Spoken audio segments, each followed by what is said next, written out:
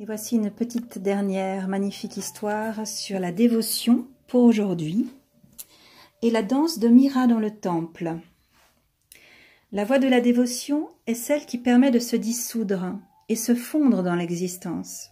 Il ne s'agit pas d'un pèlerinage, mais de la dissolution de toutes les séparations entre soi et l'existence. C'est une histoire d'amour. L'amour est le fusionnement de deux individus, c'est une profonde intimité entre deux cœurs, si profonde que ces deux cœurs se mettent à danser dans une même harmonie. Et bien qu'ils soient deux, il n'y a qu'une seule harmonie, une seule musique, une seule danse. Ce que l'amour est entre deux individus, la dévotion l'est entre un individu et l'existence entière. Il danse avec les vagues de l'océan, il danse avec les arbres frémissant au soleil, il danse avec les étoiles. Son cœur s'émeut du parfum des fleurs, du chant des oiseaux, des silences de la nuit. La dévotion, c'est la mort de la personnalité. Ce qui en vous est éphémère, vous le lâchez de votre plein gré, et il ne reste plus que l'immortel, l'éternel, l'immuable. Et naturellement, l'immortel n'est point séparé de l'existence qui est éternelle, s'écoulant sans fin, ne connaissant ni commencement ni fin. La dévotion est la forme la plus élevée de l'amour. On sait que Jésus a dit « Dieu est amour ». Et si cela avait été écrit par une femme, elle aurait écrit « L'amour est Dieu ».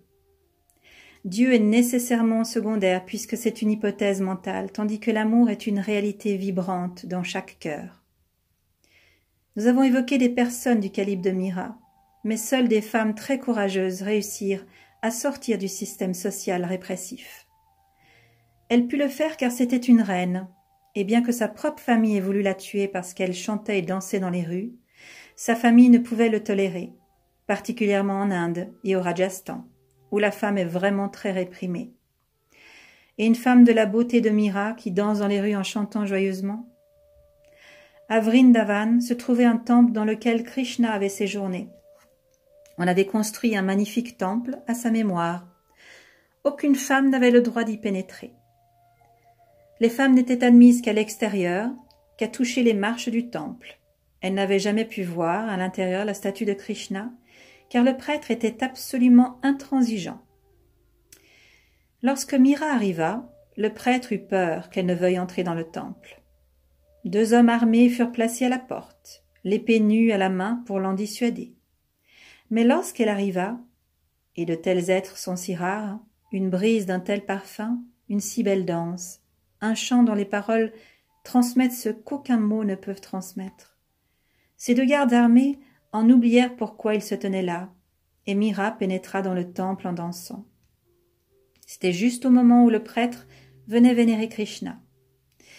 Et lorsqu'il vit Mira, son plateau rempli de pétales de fleurs tomba au sol. Il devint fou de colère et s'écria « Tu as enfreint une règle vieille de plusieurs siècles. »« Quelle règle ?» répondit-elle.